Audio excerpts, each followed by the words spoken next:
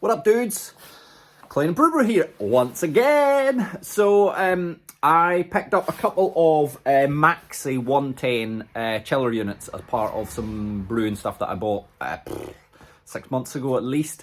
Been lying in the shed for ages. I've just never had a chance to look at them or figure out what's what. So I thought, join me on my first experience with a Maxi 110. Now, I have to say from the outset, I've never used one of these before. I did have a look at a couple of YouTube videos.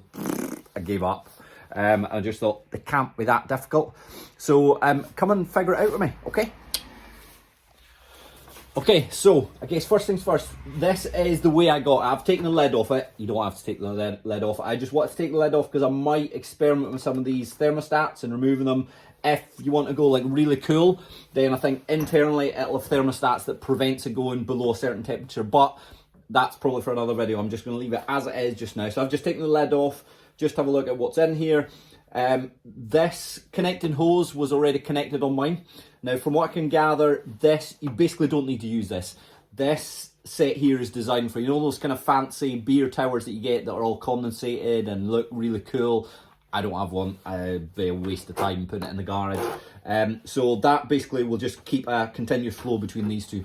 If you don't have this on here, you're just going to get water everywhere, I reckon. I'm not going to experiment, okay? Just trust me.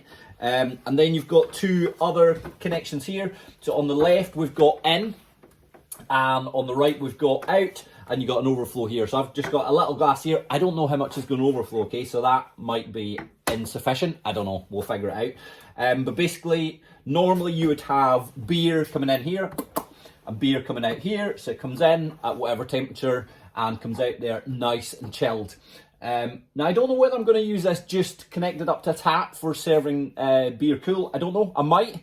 But what I'm more interested in is using this for crash cooling. Because although I've got a fridge over there, I've usually got a keg in there which I've got at a cool temperature. So I don't know, I'm gonna might mix it up a little bit, but anyway, I just want to figure out how it works first of all. So first things first, we've got to put water in here, in this reservoir, and you basically just keep filling it up until it comes out the overflow. So that's what I'm gonna do. Now I reckon it'll take maybe, well, I don't know actually, I was just gonna guess, but what's the point in guessing? Let's measure it, okay? So I've already put a litre, so that'll be 2 litres-ish. So this is 2.5. You can see I'm making a right mess. Try and tidy up a little bit as we go.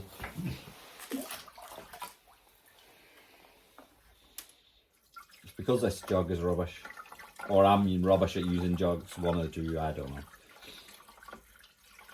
I've lost count now. Is that 2.5?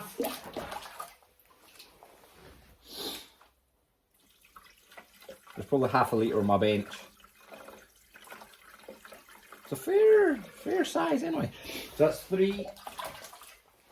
So the idea is that when you, this is obviously not going to chill straight away. So you put this water in and it creates an ice bath in this big container here.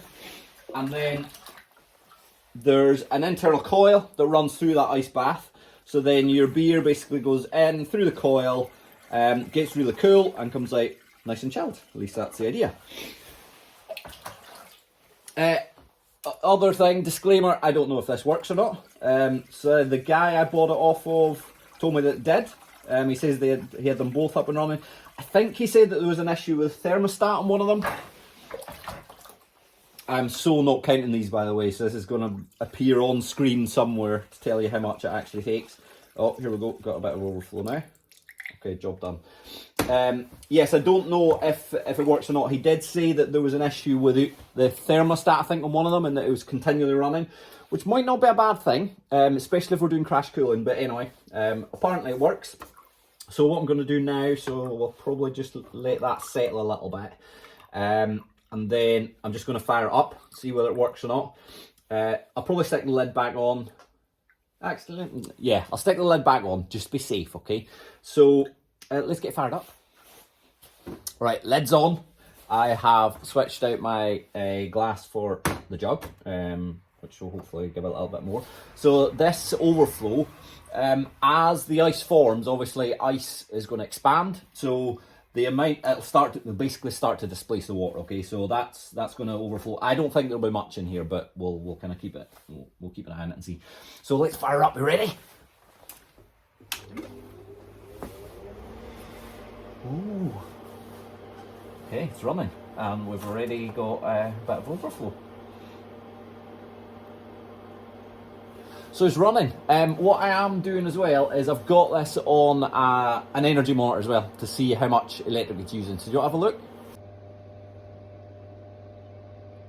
So 185, so 200-ish watts. I'd imagine that will settle right down once it's up to temperature. But we'll keep an eye on it and see. What I'm going to do is I'm going to leave it running for sort of 24 hours. And we'll just see what the energy usage is like over 24 hours. I've just reset this meter, so we'll know exactly what it's using. So we'll see how it goes. So just came out to get myself a glass of wine, and I noticed that the fan had just kicked off, and it's now sitting at 27 watts. So down significantly, obviously, once it's kind of got to, I don't know, has it got the temperature or not? I guess it maybe has. Is that? Doesn't feel cold, but anyway, it's interesting. I'm still going to leave it. It's only been an hour, so I'm going to leave it for a wee while yet, and then we'll take a look inside. Welcome back. So we're pretty much 24 hours later, and as you can see, overnight we've used just over 1 kilowatt. So that's been running for 22 hours 53 minutes, so another hour or so that'll kind of tick up a little bit, but not an awful lot. And if I just click on here, you'll see current power. That's voltage, that's amps, wattage. Yeah, that was actually wattage, that's what I want. So you'll see virtually nothing. Sorry, that's low, that's as low as it's been. That's high. There we go. So 26 watts. So what it's using at the moment. So that's obviously down to temperature. Now, little experiment now. So in here we've got some warmish water, so you can see it's 24 degrees. And if I just take this thermometer out here and put it in more bath, you'll see that I think this will drop down to around about 4 degrees, roughly. 10, 8, oh, we're going lower, ooh, 6, oh, it's gonna go lower yet, it was 4, had it in earlier, just still marginally falling.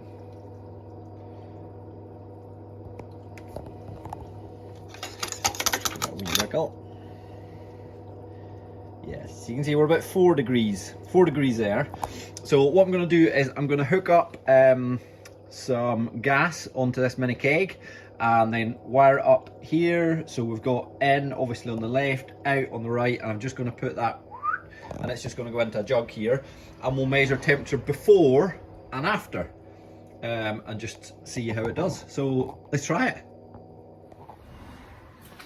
Right, so here we go. So as soon as I connect this on here, it's going to want to fire out there, obviously, which I've got a little party tap on there. Hopefully we don't have water going everywhere.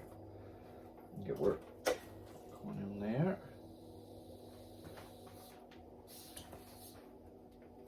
Okay, so if I open this little party tap here, woo, let me spin you around a little bit. There we go. There we go. Why is there? Oh, I'm obviously getting the stout that was in here before. So this has not been cleaned since I've received it. This will probably be lovely and cool anyway. So I'm just going to let that clear. Alright, so that's more or less clear. We don't have a perfect fitting on here, but it'll do for our purposes. I'm just going to bend this. Bear with. Okay, so now what we'll have is just our water coming out here now. So I'm gonna take a pint, because I mean roughly if you're gonna be pouring, you're gonna be pouring yourself more or less a pint, aren't you? So bear in mind that went in at 20. What do we say? It was 24. Memory's terrible. So right, there. That's about a pint, okay? Give or take. So temperature. Oh, woo! Let's have a look together. So it's brought it down to. So that's 10, 8, 6.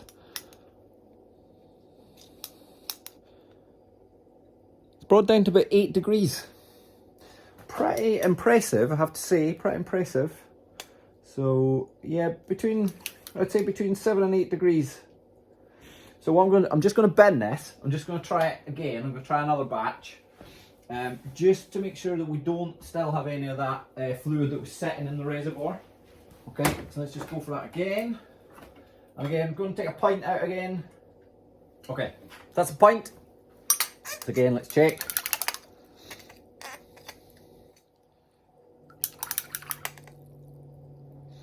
Yeah, it's bang on. It's about 7 degrees. Can you see that? So yeah, in fact, it's probably near 6 actually. Yeah, between 6 and 7 degrees.